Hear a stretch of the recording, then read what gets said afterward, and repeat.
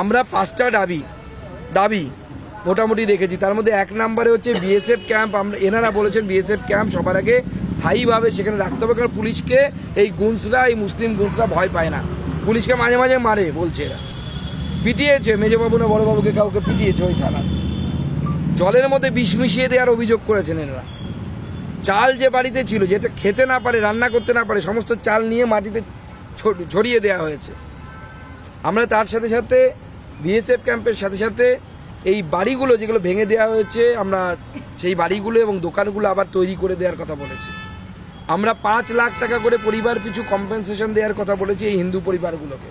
প্রত্যেক ফ্যামিলিতে একটি করে পার্মানেন্ট গভর্নমেন্ট জব দেওয়ার আমরা দাবি জানিয়েছি, এবং যারা দোষী তাদেরকে আইনের সামনে নিয়ে এসে উপযুক্ত শাস্তি দেওয়ার কথা বলেছি। আজকে অবাক লাগছে, 2জন মানুষ, জলজ্যান্ত মানুষ, তারা খুন হয়ে গেল, হরগোবিন্দ দাস আর চন্দন দাস। কেন খুন হলেন? প্রথমে চোপানো হলো কারণ তারা হিন্দু, তারা সিপিএম করতেন, বিজেপি করতেন না, কিন্তু ছেড়ে দেওয়া হয়নি সেই জন্য, সেকুলার পার্টি করতেন। চোপানো হলো, তারপরে অ্যাম্বুলেন্স ঢুকতে দেওয়া হলো না। তখন জেলা প্রশাসন থেকে অ্যাম্বুলেন্স পাঠানো হয়েছিল যে যাতে হসপিটালে করে মারা হতে পারে। যে ভয়ঙ্কর দৃশ্য, ভিডিওটা আমার কাছে আছে, আমি বের করে দেখাতে বলবো একবার, আমাকে দিন, আমি দেখাচ্ছি। রক্তাক্ত অবস্থায় পড়ে আছে। এই ধরনের মধ্যযুগীয় বর্বরোচিত আচরণ, এবং পুলিশ 2জনকে নাকি গ্রেপ্তার করেছে। আমরা তাদের সর্বোচ্চ শাস্তি চাইছি, ফাঁসি। এই পরিস্থিতি দেখুন, চন্দন দাস আর তার বাবা হরগোবিন্দ দাস কি অবস্থায় পড়েছিল ভাবুন। মুখ্যমন্ত্রী এই রাজ্যকে কোন জায়গায় পৌঁছে নিয়ে যাচ্ছেন। এ তো মধ্যযুগে যখন বাবর আকবর এসেছিল তখনও তো এই ধরনের ঘটনা ঘটত। এখন সেই ধরনের ঘটনা আমরা দেখতে পাচ্ছি পশ্চিমবঙ্গে মমতা বন্দ্যোপাধ্যায়ের জন্য। আজকে আমাদের ভাবতে অবাক লাগে যে ধর্মীয় কারণে কোনো একজন মানুষ এইভাবে খুন হতে পারে, এটা আমরা ভাবতে পারি না। এবং ভয়ে, আপনারা নিশ্চয়ই খবর পেয়েছেন, সেখানে ভয়ে তাদের শ্রাদ্ধে কোনো ক্ষৌরকার, কোনো পুরোহিত পৌঁছতে পারেনি। এই ভয়ঙ্কর পরিস্থিতির জন্য দায়ী কে? আমরা মাননীয় রাজ্যপালকে বলেছি, মাননীয় রাজ্যপাল আশ্বস্ত করেছেন তিনি এনাদের পাশে থাকবেন, এই ভিকটিমদের পাশে থাকবেন।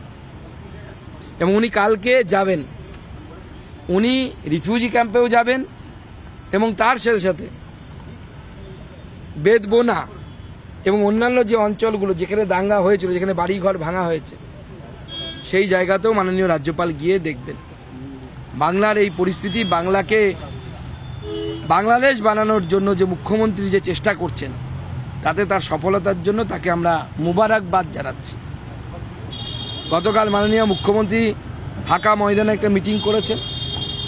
দুধেল গায়েরাও আর দুধ দিচ্ছে না বলে মনে হচ্ছে, কারণ সেখানে চেয়ার ফাঁকা ছিল।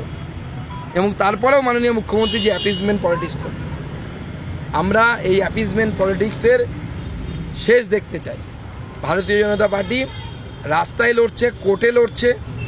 আমরা আমাদের সাংবিধানিক প্রধান মহামান্য রাজ্যপালকেও সমস্ত কিছু জানালাম। আমাদের প্রতিনিধি দলে আপনারা জানেন, তাপস রায় থেকে শুরু করে তমগ্ন ঘোষ, রূপা গাঙ্গুলি, আমাদের তাপস মিত্র, আমাদের এমএলএ পবন সিং, মালতী রাভা রায় এবং বিশাল লামা, এই 3জন এমএলএ, এবং আমাদের এই যে রিফিউজি ক্যাম্প, হিন্দু রিফিউজি যারা মুর্শিদাবাদ থেকে এসে মালদায় আশ্রয় নিয়েছিল, সেই রিফিউজি ক্যাম্পটা যারা প্রথম চালু করেছিল, সেই 3জন এখানে উপস্থিত আছে। পরে বিডিও তাদের কাছ থেকে সেই ক্যাম্প নিয়ে নেয়, ছিনিয়ে নেয়।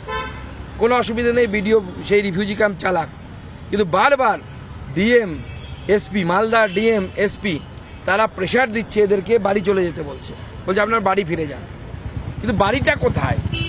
বাড়িটা তো ভাঙা হয়েছে, বাড়িটা তো জ্বালিয়ে দেওয়া হয়েছে। বাড়িটা ঠিক করে দিন, যাবেন এনারা, এনাদের সিকিউরিটির গ্যারান্টি দিন। আমরা জানি পুলিশ পারবে না সিকিউরিটি দিতে, তো পুলিশ লিখুক, বিএসএফ থাকুক এখানে আগামী 1 মাস 2 মাস, এবং পার্মানেন্ট বিএসএফ ক্যাম্প ওখানে তৈরি করার জন্য মাননীয় মুখ্যমন্ত্রী হোম মিনিস্টারকে লিখুন। পার্মানেন্ট বিএসএফ ক্যাম্প এদের প্রথম দাবি। বলছেন ওটা না হলে আমরা ওখানে থাকতে পারবো না। প্রতিনিয়ত এদেরকে হিন্দু মহিলা হয়ে টোনটিনের সম্মুখীন হতে হয়। প্রতিনিয়ত এদেরকে ধর্মান্তকরণের কথা শুনতে হয় যে আপনারা কনভার্ট হয়ে যান। এইটা চলতে পারে না এই পশ্চিমবঙ্গে। এটাকে সেকুলারিজম বলে? এই সেকুলারিজমের কথা ভারতবর্ষে আমরা কবে পড়েছি? মাননীয় মুখ্যমন্ত্রী একজন মহিলা মুখ্যমন্ত্রী হয়ে এই মহিলাদের কথা চিন্তা করতে পারছেন না?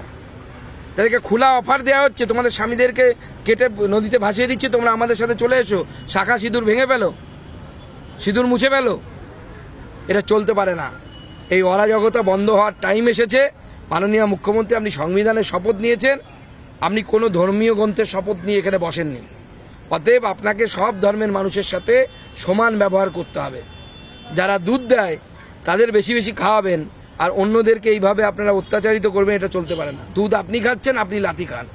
আমরা বা এনারা হিন্দুরা লাথি খেতে প্রস্তুত নই। এবং আমি এই রাজ্যের যারা মুসলিম ধর্মীয় নেতা আছে তাদেরকেও অনুরোধ করব যে আপনারাও সামনে এগিয়ে আসুন। এই যে ইসলামের নামে যারা এদের উপর অত্যাচার করছে, যারা বলছে এদেরকে কনভার্ট হতে, যারা বলছে এদেরকে শাখা সিঁদুর ভেঙে ফেলতে, এটা কি প্রকৃত ইসলাম না প্রকৃত ইসলাম না? It is your duty to clarify. সেটাও আপনাদের কাছে আমি অনুরোধ জানাবো। জানি না আপনারা এগিয়ে আসার সাহস দেখাতে পারবেন কি পারবেন না, কিন্তু এটা চলতে পারে না। এবং আমরা মাননীয় গভর্নরকে বলেছি, প্রয়োজনে আপনি শক্ত পদক্ষেপ নিন। সেটা সংবিধান কি পারমিট করবে সেটা মাননীয় গভর্নর সাহেব এবং অবভিয়াসলি অ্যাডমিনিস্ট্রেশনের ব্যাপার। কিন্তু মাননীয় গভর্নর সাহেব যেতে রাজি হয়েছেন, সেই জন্য আমি তাকে ধন্যবাদ জানাই। উনি কালকে যান ওখানে, আমরা এটা চাইছি, এনারাও চাইছেন যে খুব করে যে উনি যেন ওখানে যান, এই বাচ্চাগুলোর ভবিষ্যতের কথা ভেবে। এরকম প্রচুর বাচ্চা আছে, গর্ভবতী মহিলা আছে ওই ক্যাম্পে, প্রায় 400-র উপরে এখনো পর্যন্ত রিফিউজি মালদার পাল্লালপুর স্কুলে সেখানে উপস্থিত আছে। সবাইকে ধন্যবাদ। এবার যদি আপনাদের কোনো নানা ধরনের কন্টেন্ট দেখার জন্য লাইক করুন, শেয়ার করুন আমাদের ফেসবুক পেজ, সাবস্ক্রাইব করুন আমাদের ইউটিউব চ্যানেল।